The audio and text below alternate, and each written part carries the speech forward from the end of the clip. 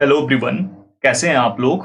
Hope कि आप सभी लोग ठीक होंगे। मैं हूं अभिषेक और आप देखना शुरू कर चुके हैं स्टडी विद अभिषेक। लेकर के आ गया हूं मैं Agniveer navy AMR examination special mini mock test number 2। Mini mock test number 1 मैं करा चुका हूं आप लोगों को ऑलरेडी। अगर आपने अभी तक नहीं देखा है तो डिस्क्रिप्शन में मैं लिंक दे दूंगा, वहां से जाकर के चेकआउट कर लेना। इसका प्लेलिस्ट भी आपको चैनल पे मिल जाएगा। इसमें आप लोग 25 क्वेश्चंस देखने वाले हैं, 25 मार्क्स के, और जिसमें कि साइंस के 6 क्वेश्चंस हैं, मैथ्स के 6 क्वेश्चंस, जीके के 13 क्वेश्चंस आपको देखने को मिलेंगे। ये कंप्लीट वीडियो अच्छे से देखना। आप सबसे पहले खुद क्वेश्चंस को सॉल्व करने की कोशिश करना, उसके बाद आंसर देखना। मैथ्स काफी अच्छे लेवल के रखे हैं मैंने। और अगर आप ये मॉक टेस्ट लगा लेते हो, जितने भी मैं कराता हूँ एग्जामिनेशन से पहले, आप आराम से एग्जाम को क्लियर करके आओगे।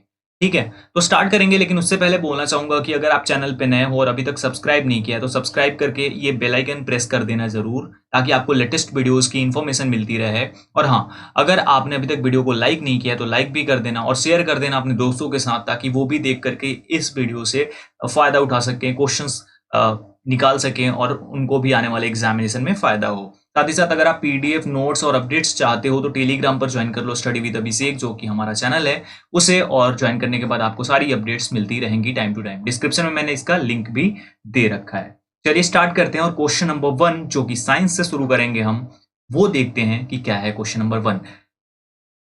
पहला क्वेश्चन आपकी स्क्रीन पर है, लेकिन एक और चीज आप लोगों से मैं बोलना चाहूंगा कि आप लास्ट में ये कमेंट करके जरूर बताना कि आपको वीडियो कैसी लगी, और साथ ही साथ आपने कितने क्वेश्चंस सही किए, कितने अटेम्प्ट करने के बाद कितने क्वेश्चन आपने सही किए और कितने क्वेश्चन आपके गलत हो गए। साथ ही साथ आप कहां से हो ये भी जरूर बताना। स्टार्ट करते हैं। फर्स्ट क्वेश्चन आपकी स्क्रीन पर, which disease is caused by deficiency of vitamin C in humans. मानव में विटामिन सी की कमी से कौन सा रोग होता है। यहाँ पे मैं एक ही लैंग्वेज यानी हिंदी में पढ़ूंगा, आप इंग्लिश में पढ़ना चाहते हो तो क्वेश्चंस पढ़ लेना।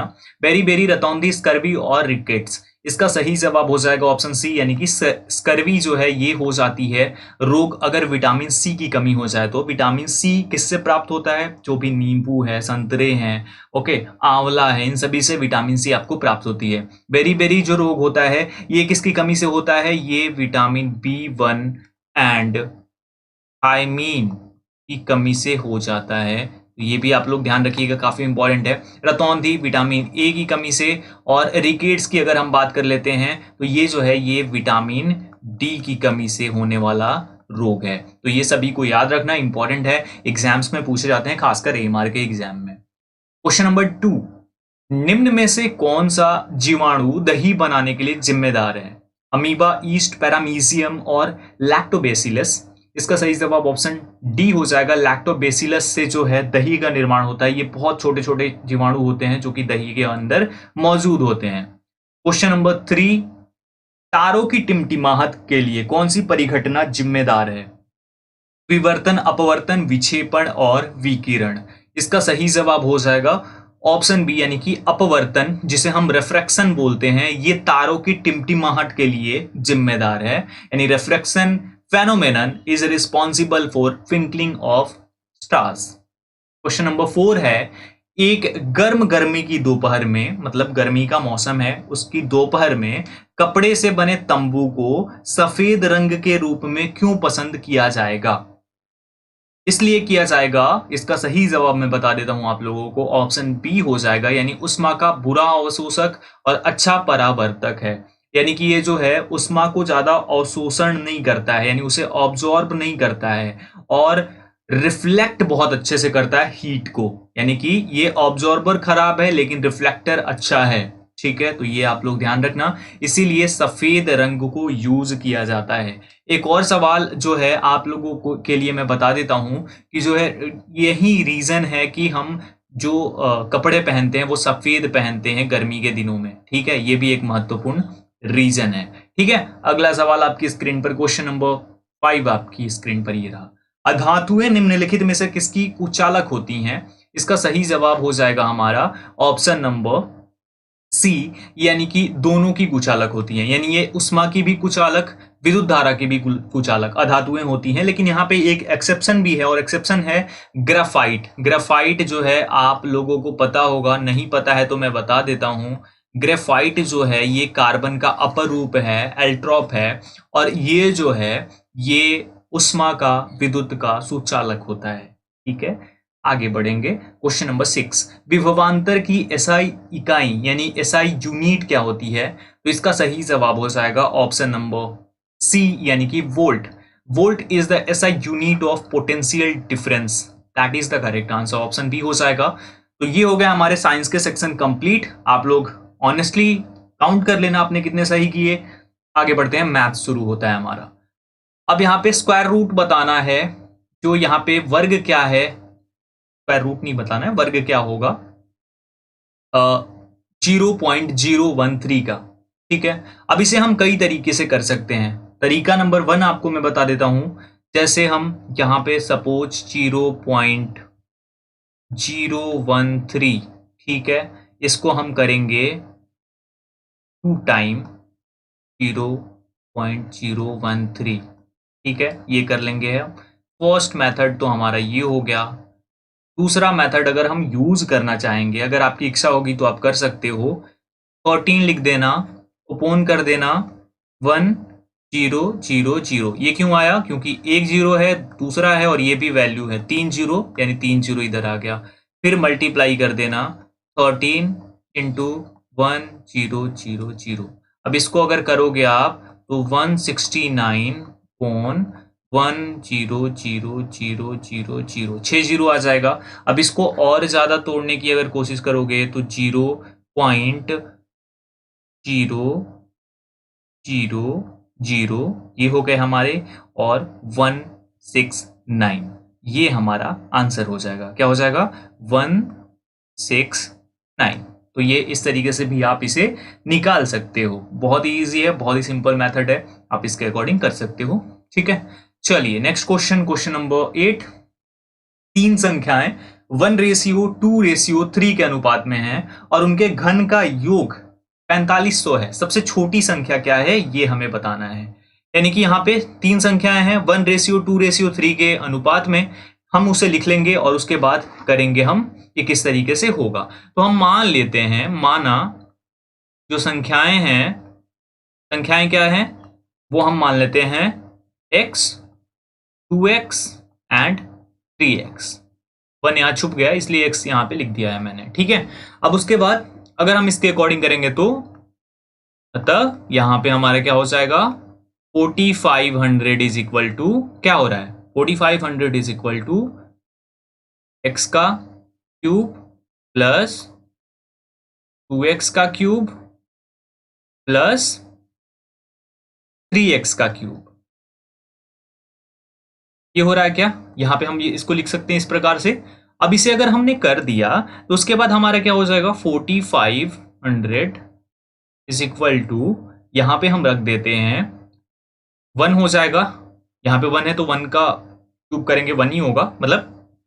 ठीक है, उसके बाद एक्स क्यूब को हमने कॉमन ले लिया है, प्लस 2 का क्यूब करेंगे 8 हो जाएगा, प्लस 3 का क्यूब करेंगे 27 हो जाएगा। एक्स को हमने कॉमन ले लिया है तो एक्स क्यूब यहाँ पे आ गया। ठीक है, अब यहाँ पे हो गया, अब x cube is equal to 4500 upon 36। अब यहाँ से अगर हम कट करना चाहेंगे इसे तो सिंपली यहाँ से हम कट कर सकते हैं और वो होगा हमारा 125। तो हमारा अगर x cube is equal to 125 होता है तो हम एक्स की वैल्यू निकाल लेंगे, दैट इज 5। तो अब हमें बताना है कि सबसे छोटी संख्या जो है वो क्या है। तो सबसे छोटी संख्या हमारी क्या हो जाएगी, x इज इक्वल टू 5 है, इट मीन्स हमारी सबसे छोटी संख्या जो है वो 5 हो जाएगी, ऑप्शन बी हो जाएगा। दूसरी संख्या क्या हो जाएगी, 2x है, is equal to 2 into 5 is equal to 10। और तीसरी संख्या क्या हो जाएगी अगर हम रखेंगे तो वो 3x है, 3 इंटू 5 इज इक्वल टू 15। तो 5, 10 और 15 हो जाएंगे। अगर इसका क्यूब करोगे तो आपको आंसर भी मिल जाएगा। ठीक है, नेक्स्ट क्वेश्चन, क्वेश्चन नंबर 9। एक आयत की लंबाई इसकी चौड़ाई से दुगनी है। यदि आयत का परिमाप 78 मीटर है तो आयत का क्षेत्रफल क्या होगा? ये क्वेश्चन है, इसे सॉल्व कैसे करेंगे? हम मान लेते हैं, ठीक है, मान लेते हैं हम, माना कि आयत जो है, आयत की चौड़ाई x मीटर, ठीक है, और लंबाई को क्या मान लेते हैं हम, लंबाई जो है वो कितना हो जाएगा, अगर x मीटर है तो लंबाई जो है चौड़ाई की दुगनी है, तो 2x मीटर है। इतना हम लिख सकते हैं क्या, इतना हमने लिख लिया। अब उसके बाद क्या होगा हमारा, इसके बाद हम सिंपली यहां पे सॉल्व करेंगे इसे। हम क्या करेंगे कि पैरामीटर के लिए यानी परिमाप के लिए क्या सूत्र होता है, परिमाप अगर हमें निकालना है आयत का परिमाप, तो उसके लिए क्या फॉर्मूला होता है, इसके लिए फॉर्मूला हमारा होता है 2 into L plus B. L is equal to length और बी से ब्रेथ यानी कि उसकी चौड़ाई, लंबाई और चौड़ाई, 2 इंटू लंबाई इंटू चौड़ाई, यही होता है ना फॉर्मूला इसका। अब यहाँ पे रख लेंगे हम वैल्यूज को, 2 इंटू एल का मान क्या है, लंबाई क्या है, लेंथ है 2x प्लस ये क्या है, ये है हमारा x, यही है। इधर हमारा परिमाप क्या है, पैरामीटर की वैल्यू 78 मीटर दी गई है, तो हम यहाँ 78 रख लेंगे। अब यहाँ पे अगर हम करेंगे तो 78 इज इक्वल टू हमारा हो जाएगा 6x। 6x कैसे होगा, इन दोनों को ऐड करेंगे 3x हो जाएगा और मल्टीप्लाई करेंगे 2 से तो 6x। x is equal to कितना हो जाएगा, 78 अपॉन 6 इज इक्वल टू 13। तो x की वैल्यू कितनी आ गई, 13 आ गई, यानी कि चौड़ाई जो है वो 13 मीटर, चौड़ाई जो है वो 13 मीटर। तो हम अगर लंबाई इसकी निकालेंगे तो क्या हो जाएगा, लंबाई is equal to 2 into 13 metre दुगनी यानी 26। अब हमें क्या करना है, हमें इसका क्षेत्रफल निकालना है, तो एरिया ऑफ रेक्टेंगल क्या हो जाता है, यानी आयत का जो क्षेत्रफल होता है उसे निकालते कैसे हैं, L इंटू बी, लंबाई इंटू चौड़ाई। तो हम अगर यहाँ पर निकालना चाहेंगे तो L का मान क्या है 26 मीटर और B का मान क्या है, चौड़ाई का मान 13 है। इसको मल्टीप्लाई कर देंगे, हमारा सिंपली आंसर आ जाएगा और आंसर होगा 338 मीटर स्क्वायर, यानी कि ऑप्शन बी इसका बिल्कुल सही जवाब हो जाएगा। ज्ञात कीजिए कि 8% प्रति वर्ष साधारण ब्याज पर निवेश की गई 1500 रुपए की राशि का निवेश कितने समय के बाद किया गया यदि निवेश का समय पूर्ण होने के बाद 1800 रुपए वापस लिए जाते हैं। तो टाइमिंग हमें बताना है। यहाँ पे हमें सबसे पहले तो ये पता हो गया कि आर यानी कि रेट कितना है, रेट है 8%, पी यानी मूलधन हमारा कितना है, वो है हमारा 1500 रुपए, और हमारा यहाँ पे मिश्रधन कितना है, मिश्रधन जो है वो हमारा है 1800 रुपए, ठीक है। अब हम सबसे पहले क्या करेंगे, एसआई निकालेंगे, सिंपल इंटरेस्ट क्या हुआ, उसके लिए क्या करेंगे, मिश्रधन माइनस मूलधन कर लेंगे। क्या मिश्रधन क्या है हमारा 1800 रुपये, मूलधन कितना है 1500 रुपये, निकल गए हमारे 300 रुपये आ गए। अब फॉर्मूला यूज़ करेंगे, एसआई निकालने के लिए क्या यूज़ करते हैं, P into R into T upon 100। यहाँ पे एसआई की वैल्यू कितनी है 300 है, यहाँ पे P क्या है, P का मान है 1500 रुपये, आर क्या है भाई, आर यहाँ 8% है, टी क्या है कुछ नहीं पता। आगे बढ़ते हैं, 100 यहाँ से कट करेंगे, 2 जीरो से 2 जीरो यहाँ चला जाएगा, 15 में 8 से मल्टीप्लाई अगर हम कर देते हैं तो वो हमारा हो जाएगा 120 टी, यानी 300 is equal to 120 into T. तो हमें क्या निकालना है, टी की वैल्यू पता करनी है, T is equal to 300 upon 120, cut करेंगे अगर हम इसे तो 2.5 आ जाएगा, 2.5 ईयर्स। टाइमिंग कितनी हो जाएगी 2.5 साल। ऑप्शन ए हमारा बिल्कुल सही हो जाएगा। क्या क्वेश्चन नंबर 11, एक वस्तु को 576 रुपए में तब बेचा गया था जब इसका क्रय मूल्य 600 रुपए था, तो हानि प्रतिशत क्या है। 576 रुपए में तब बेचा गया जब इसका क्रय मूल्य 600 रुपए था, मतलब खरीदा 600 में और 576 में बेच दिया, तो हानि प्रतिशत हमें निकालना है। इसके लिए सिंपली आप निकाल सकते हो, बहुत ही ईजी है। सबसे पहले तो हमें पता चल गया कि सीपी यानी कोस्ट प्राइस क्या है, कोस्ट प्राइस यहाँ पे क्या है हमारी 600 रुपीज है कोस्ट प्राइस, ओके। और यहाँ पे अगर हम बात कर लेते हैं एसपी के बारे में, एसपी क्या है, एसपी हमारा है 576 रुपीज, 576 रुपया है। अब यहाँ पे हमें क्या करना है, इसके लिए सिंपली हमें सबसे पहले लॉस निकालना होगा। लॉस कैसे निकालते हैं, loss is equal to CP minus SP, आप निकाल सकते हो लॉस अगर आपको निकालना है तो आपने SP कितना बेचा और माइनस CP जो होता है वो आप निकाल सकते हो यहाँ पे। तो यहाँ पे निकालने के लिए सिंपली आपको क्या करना होगा, SP आपको रखना होगा 576, आपको अगर यहाँ पे 600 आपका लॉस निकल गया, -24 आ गया ना, तो आपका ये लॉस हो गया, 24 रुपीज आपको लॉस हो रहा है यहाँ पे, है ना।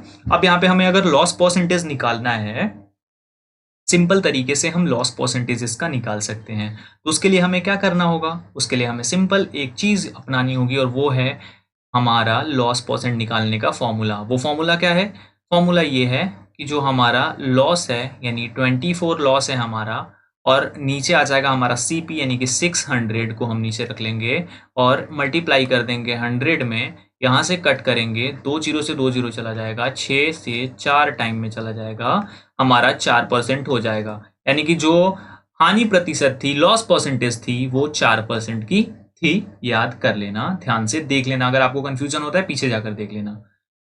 वर्गमूल क्या होगा 8836 का, इसका वर्गमूल निकालना है आपको। वर्गमूल सिंपली आप इसका तोड़ करके निकाल सकते हो अंडर रूट करके, और इसका 2 इंटू 2 कितना हो जाएगा इसका, अगर हम निकालेंगे तो आप सिंपल निकाल सकते हो इसका 2 इंटू 2, उसको तोड़ेंगे तो 47 इंटू 47 मल्टीप्लाई करके आप देख सकते हैं आपका इसी तरीके से होगा। अब इसमें से 1 2 ले लेना है तो हमारा 2 हो गया, और एक 47 इसमें से ले लेना है, 47 आ गया, इक्वल टू 94। इसका सही जवाब ऑप्शन नंबर ई हो जाएगा, that is 94। Okay, 94 is the correct answer of this question. Okay, next question की ओर बढ़ेंगे हम। क्वेश्चन नंबर 13 है हमारा, टेनिस के इतिहास में सभी 4 ग्रैंड स्लैम में 80 मैच जीतने वाले पहले खिलाड़ी कौन बने। 13 नंबर क्वेश्चन का सही जवाब हो जाएगा ऑप्शन डी यानी कि नोवाक जोकोविच। क्वेश्चन नंबर 14, नीदरलैंड की राजधानी क्या है, इसका बिल्कुल सही जवाब हो जाएगा ऑप्शन ए यानी कि एम्स्टर्डम जो है ये नीदरलैंड की राजधानी है, ये आप लोग याद रखना। ओके, ऑस्ट्रेलिया की राजधानी कैनबरा, पेरिस जो है फ्रांस की, और वियना जो है ये है ऑस्ट्रिया की राजधानी। क्वेश्चन नंबर 15, निम्नलिखित में से कौन सा भूतपूर्व आंध्र प्रदेश का शास्त्रीय नृत्य है, इसका सही जवाब हो जाएगा क्वेश्चन नंबर 15 का ऑप्शन डी यानी कि कुचिपुड़ी जो है इसका भूतपूर्व आंध्र प्रदेश शास्त्रीय नृत्य है। Question number 16, Rohan Bopanna is related to which of the following sports. Rohan Bopanna किस खेल से संबंधित है, इसका बिल्कुल सही जवाब हो जाएगा ऑप्शन नंबर ए यानी कि टेनिस से संबंधित है। रोहन बोपन्ना भारत के ही खिलाड़ी हैं। भारत का पहला मानव अंतरिक्ष मिशन गगनयान किस वर्ष में लॉन्च किया जाएगा। India's first man space mission Gaganyaan will be launched in which year, इसका सही जवाब हो जाएगा ऑप्शन बी यानी कि 2023 में ये लॉन्च किया जाएगा। निम्न में से किस नदी को मध्य प्रदेश की जीवन रेखा कहा जाता है। नर्मदा, सोन, ताप्ती, धसान, इसका सही जवाब ऑप्शन ए हो जाएगा। नर्मदा नदी को मध्य प्रदेश की जीवन रेखा के नाम से जाना जाता है। मध्य प्रदेश को दलहन प्रदेश भी बोला जाता है, ये भी आप लोग याद रखिएगा। यहाँ पे दालों का काफी ज्यादा मात्रा में उत्पादन होता है, इसके बाद राजस्थान में सबसे ज्यादा उत्पादन होता है, और मध्य प्रदेश जो है वो एरिया के अकॉर्डिंग भी भारत का दूसरा सबसे बड़ा राज्य है, ये भी आप लोग ध्यान रखिएगा। मध्य प्रदेश में जो फॉरेस्ट लैंड है वो बहुत ज्यादा है, वो वहां पे बहुत ज्यादा है, ये भी आप लोग ध्यान रखिएगा। हायर परसेंटेज है वहां पे फॉरेस्ट की। और उसके बाद अगर हम बात करें मध्य प्रदेश के बारे में, तो मध्य प्रदेश में अभी हाल ही में जो चीते लाए गए वो मध्य प्रदेश के जूनो नेशनल पार्क में ही लाए गए, तो ये भी आप लोग याद रखिएगा। अगला सवाल, क्वेश्चन नंबर 19, भगवान महावीर का मूल नाम क्या है। तो इनका मूल नाम भगवान महावीर का वर्धमान था, ये आप लोग याद रखिएगा। Vardhaman was the original name of lord Mahavira, ये जैन धर्म के थे। सिद्धार्थ जो नाम था वो किसका नाम था, सिद्धार्थ नाम था महात्मा बुद्ध का, ये भी आप लोग याद रखिएगा। अगला सवाल, सौर मंडल का सबसे गर्म ग्रह कौन सा है। तो इसका सही जवाब हो जाएगा क्वेश्चन नंबर 20 का, क्वेश्चन नंबर 20 का ऑप्शन नंबर सी यानी कि शुक्र हो जाएगा। वीनस जो है ये सबसे गर्म ग्रह है, आपको बता देता हूं। सबसे बड़ा बृहस्पति है, और सबसे ज्यादा उपग्रह जो है वो शनि के पास हैं, सैटर्न के।